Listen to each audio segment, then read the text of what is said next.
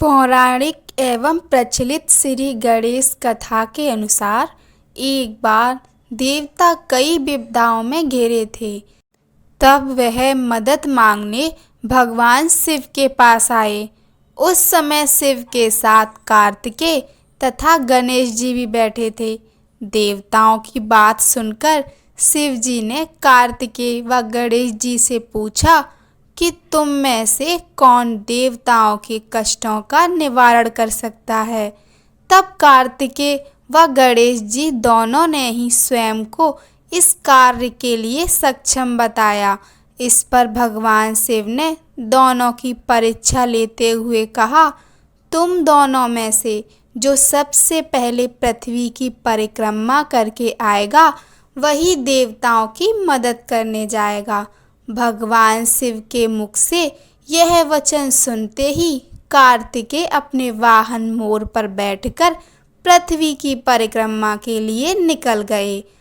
परंतु गणेश जी सोच में पड़ गए कि वह चूहे के ऊपर चढ़कर सारी पृथ्वी की परिक्रमा करेंगे तो इस कार्य में उन्हें बहुत समय लग जाएगा।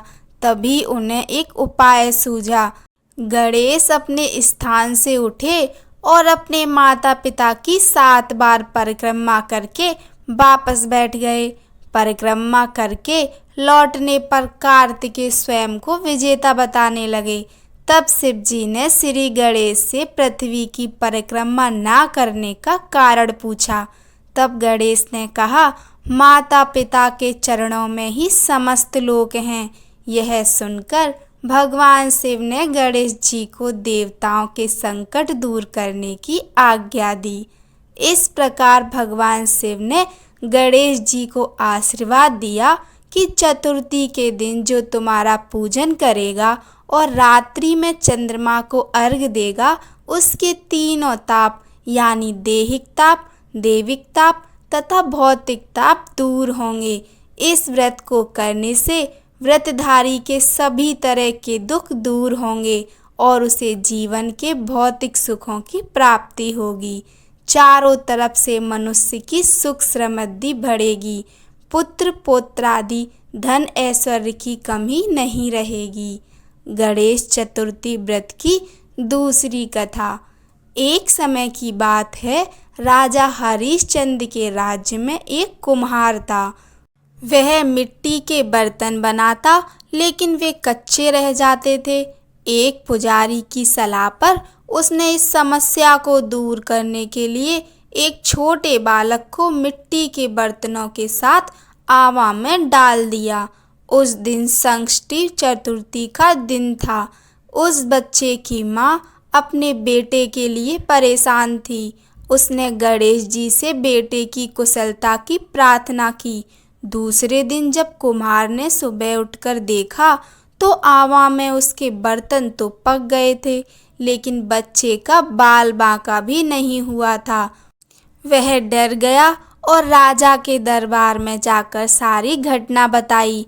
इसके बाद राजा ने उस बच्चे और उसकी माँ को बुलवाया तो माँ ने सभी तरह के विघ्न को दूर करने वाली संकष्टी चतुर्थी का वर्णन किया।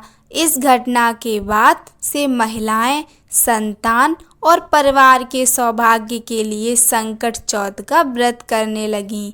गणेश चतुर्थी की तीसरी कथा। एक समय की बात है कि विष्णु भगवान का विवाह लक्ष्मी जी के साथ निश्चित हो गया।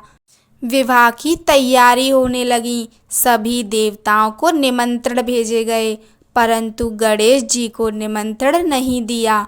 कारण जो भी रहा हो, अब भगवान विष्णु की बारात जाने का समय आ गया। सभी देवता अपनी पत्नियों के साथ विवाह समारोह में आए। उन सब ने देखा कि गणेश जी कहीं दिखाई नहीं दे रहे हैं।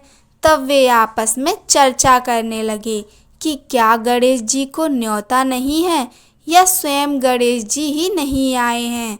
सभी को इस बात पर आश्चर्य होने लगा। तभी सबने विचार किया कि विष्णु भगवान से ही इसका कारण पूछा जाए। विष्णु भगवान से पूछने पर उन्होंने कहा कि हमने गणेश जी के पिता भोलेनाथ महादेव को न्योता भेजा है। यदि गणेश जी अपने पिता के साथ आना चाहते तो आ जाते, अलग से न्योता देने की कोई आवश्यकता भी नहीं थी।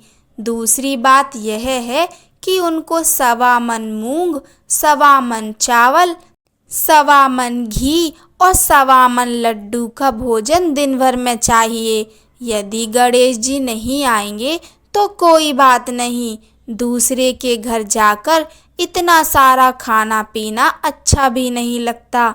इतनी वार्ता कर ही रहे थे कि किसी एक ने सुझाव दिया, यदि गणेश जी आ भी जाएं तो उनको द्वारपाल बनाकर बैठा देंगे कि आप घर की याद रखना।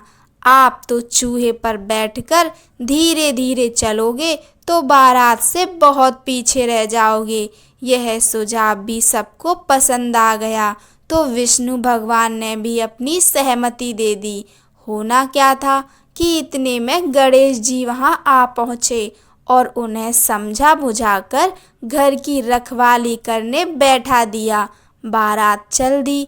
तब नारद जी ने देखा कि गणेश जी तो दरवाजे पर ही बैठे हुए हैं, तो वे गणेश जी के पास आ गए और रुकने का कारण पूछा।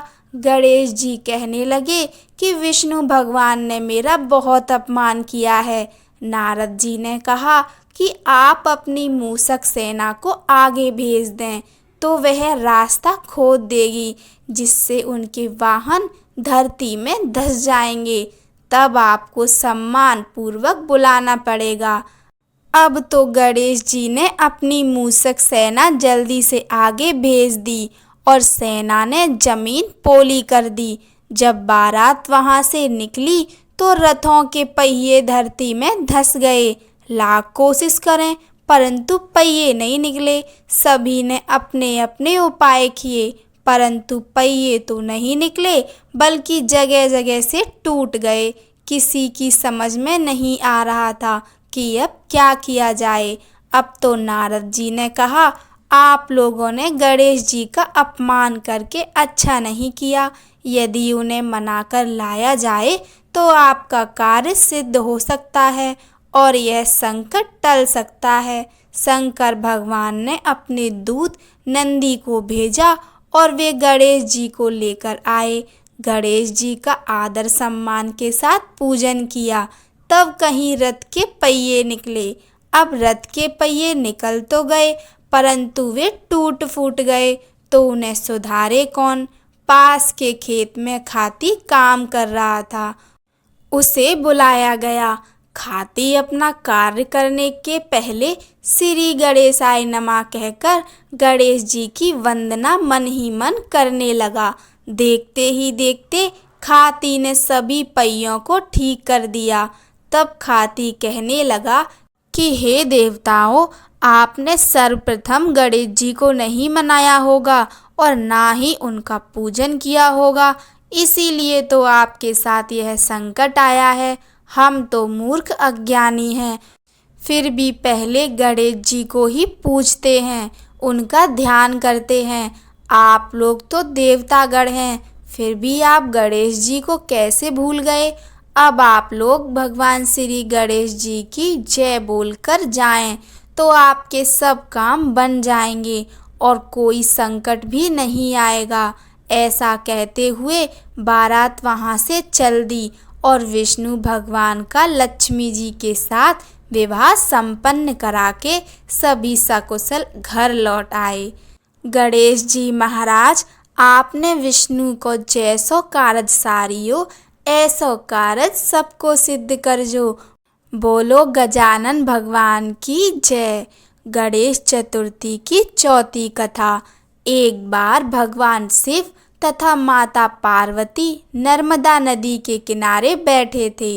वहां माता पार्वती ने भगवान शिव के साथ समय व्यतीत करने के लिए चौपड़ खेलने को कहा।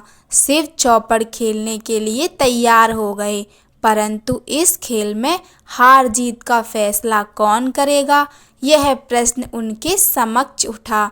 तो भगवान शिव ने कुछ तिनके एकत्रित कर उसका एक पुतला बनाकर उसकी प्राण प्रतिष्ठा कर दी और पुतले से कहा, बेटा हम चौपड़ खेलना चाहते हैं, परंतु हमारी हार जीत का फैसला करने वाला कोई नहीं है, इसीलिए तुम बताना कि हम दोनों में से कौन हारा कौन जीता।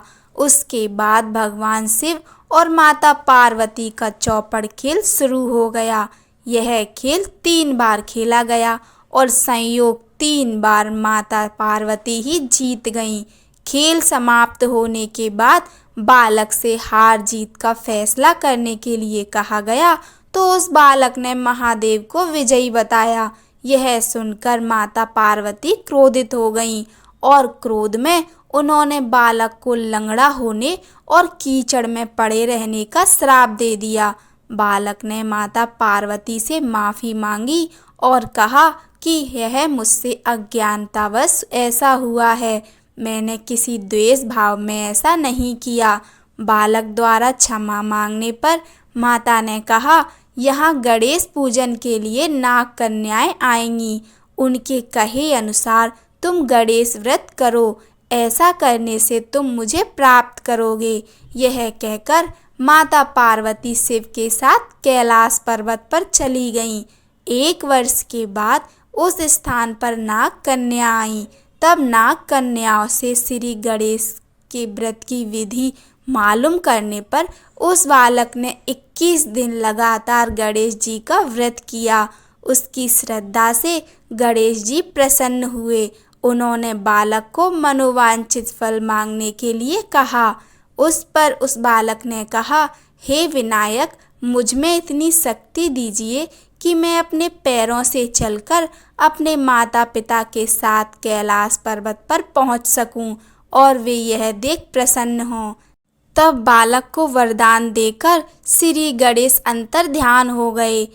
इसके बाद वह बालक कैलाश पर्वत पर पहुंच गया और कैलाश पर्वत पर पहुंचने की अपनी कथा उसने भगवान शिव को सुनाई। चौपड़ वाले दिन से माता पार्वती शिव जी से विमुख हो गई थीं, अतः देवी के रुष्ट होने पर भगवान शिव ने भी बालक के बताए अनुसार 21 दिनों तक श्री गणेश का व्रत किया। इस व्रत के प्रभाव से माता पार्वती के मन से भगवान शिव के लिए जो नाराजगी थी वह समाप्त हो गई। तब यह व्रत विधि भगवान शंकर ने माता पार्वती को बताई। यह सुनकर माता पार्वती के मन में भी अपने पुत्र कार्तिकेय से मिलने की इच्छा जागृत हुई। तब माता पार्वती ने भी 21 दिन तक श्री गणेश का व्रत किया तथा दूर्वा, फूल और लड्डुओं से गणेश जी का पूजन किया। व्रत के 21वें दिन कार्तिकेय स्वयं माता पार्वती जी से आ मिले।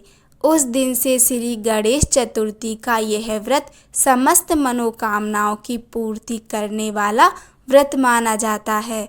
इस व्रत को करने से मनुष्य के सारे कष्ट दूर होकर मनुष्य को समस्त सुख सुविधाएं प्राप्त होती हैं। कहानियाँ अच्छी लगी हों तो लाइक कीजिए, चैनल को सब्सक्राइब कीजिए। धन्यवाद। जय श्री राम।